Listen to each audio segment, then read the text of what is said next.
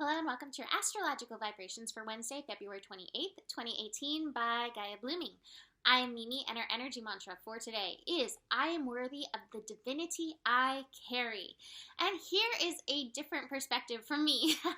Usually when I talk about the realm of the moon in Leo, I like to talk about that with the inner child and creativity and love. And while that is all valid and true, where I'm connecting this into today is divinity or your royalty, the royal Leo energy, and reminding us with Sun in Pisces that you are worthy of your royal divinity and you are being called to carry yourself as such.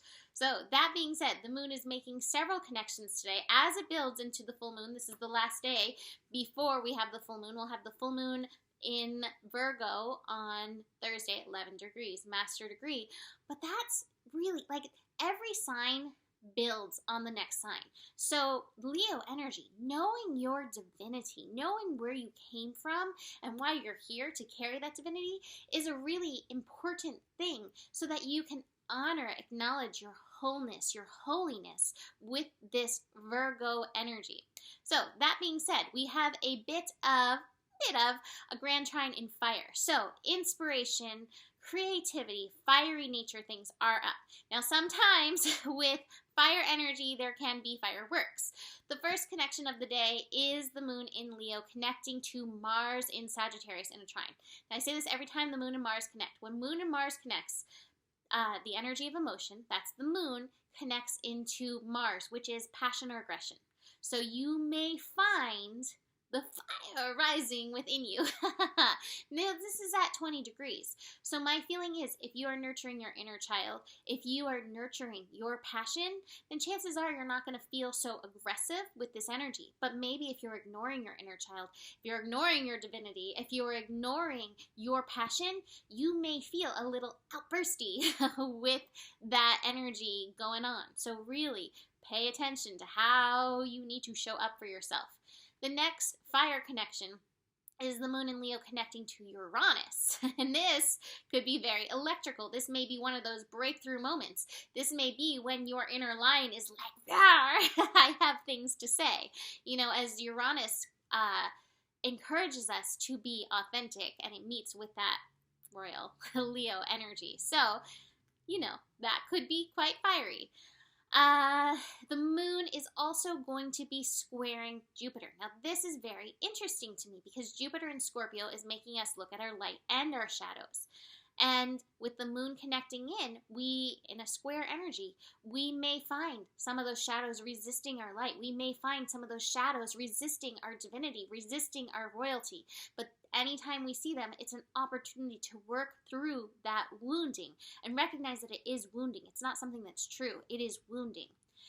The other thing that we've got going on is Mercury is making a few connections. So Mercury in Pisces, taking us into the divine realms when it comes to our mental energies, hopefully helping us choose an illusion that soothes. How's that? Choose an illusion that aligns you with your soul path. Mercury is going to be squaring Mars. So something in the information realms may be bringing up some resistance in you. And that may be resistance to you choosing your illusion. It may be an illusion that is the resistance.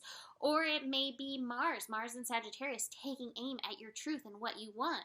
There may be resistance to that. Again, there may be an illusion that's in your way. So your job through this is to nurture yourself, your divinity, again, as much as possible so that you can get into the root of it. What I love is that this connection at the same time, Mercury is connecting into Pluto, also at 20 degrees. So Pluto is going to be like, hey, I see where the hole is in your foundation. We either have to remake this wall here, you know, crumble it down, or figure out a way to enforce this energy if this is a wall that's meant to be there. So the energy of transformation is helping you get through that square, but you have to be aware first of where that resistance is coming from.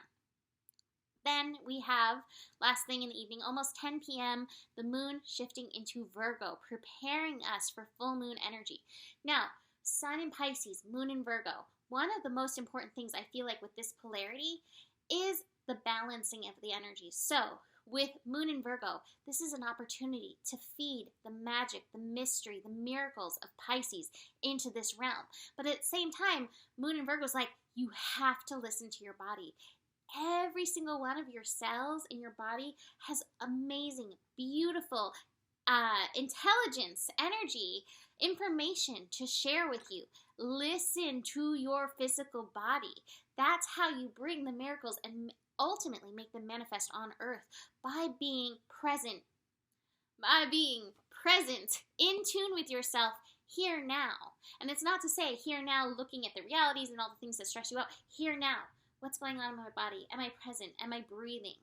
That's how you bring these things about. So this full moon that we're building into is a master level moon, 11 degrees. So this calls on all of us to be the master in and through ourselves, to be the master and provide whatever healing that we need for ourselves. Again, by being here now. And I think a big part of this, like I said, building things, is knowing our divinity, being reborn into knowing our royal divinity, given to us by the essence of being part of this beautiful universe. So rebirthing that energy.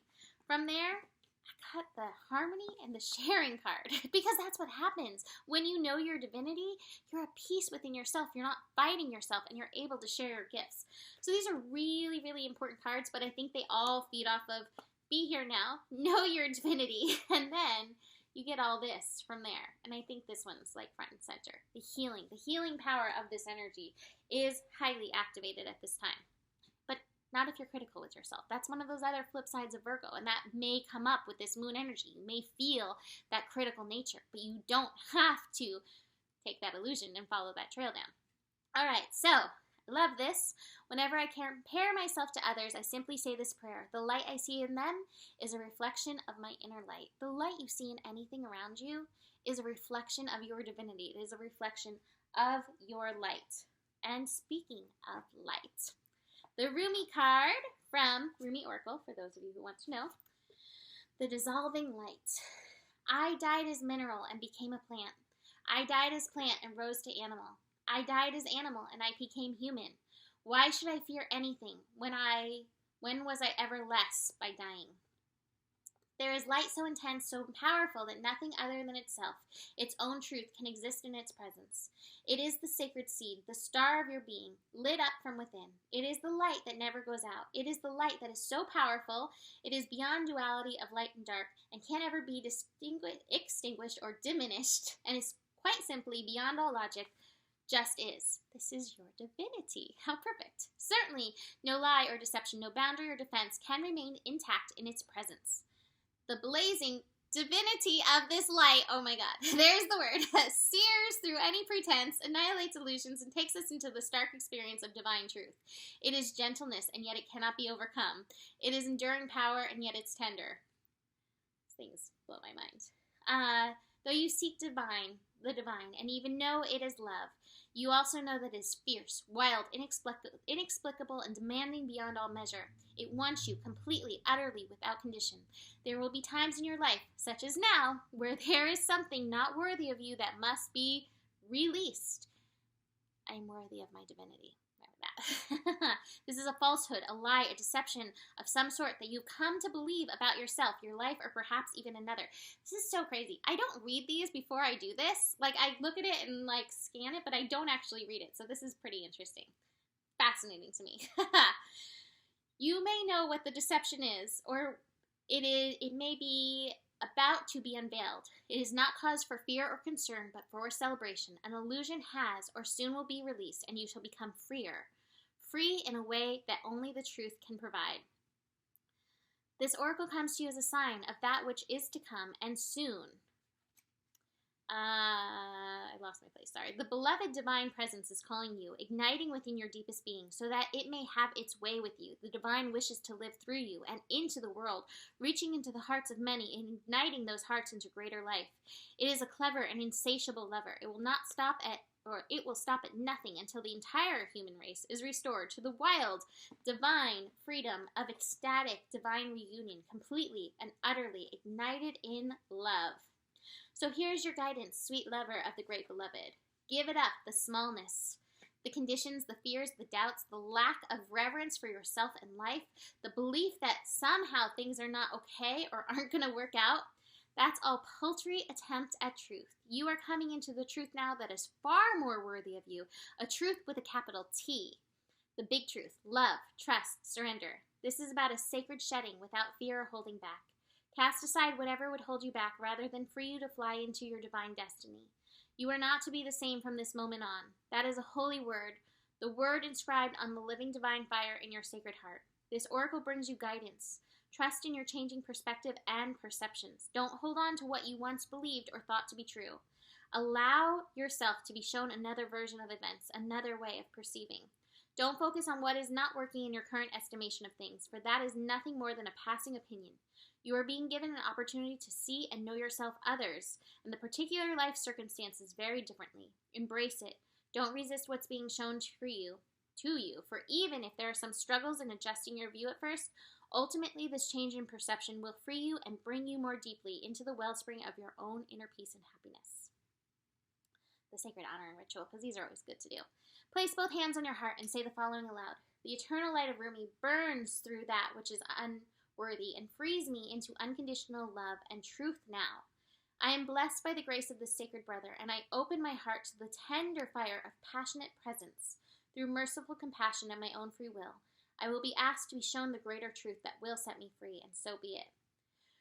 Relax with your hands on your heart for as long as feels good. When you are ready, simply open your eyes and you have completed your sacred honoring ritual. You can repeat this anytime you feel the need to let go of self-limiting behavior, judgment of a person or situation that drains, rather than leaves you feeling vibrant and free, or beliefs that deplete and depress you rather than open you up to loving and endless possibilities. This ritual is a way to tap into supportive grace to assist you in that conscious surrender. You will be blessed, beloved. So, that's it for today. I have a reading special. Some of you have followed my Twin Flame journey. He's here. And he is offering $15 email readings. Now, for people who order in the first week, you're all going to be put into a hat. And some lucky person, is going to win a reading with the both of us, which is a lot of fun. And he has a lot of amazing insight and knowledge to share. I always say that I feel he's way more intuitive and on point than I am. He doesn't know the astro, but he knows enough. He knows enough of a lot of things to really support your process, practical and intuitive. So you can go book that Gaia Blooming. It's $15. He offers quite a bit. So I encourage you to go reach out and do that. So that's it for today. What else? What else is there? There's enough love in the world for you, and the better it gets, the better it gets. I'll see you tomorrow. Namaste.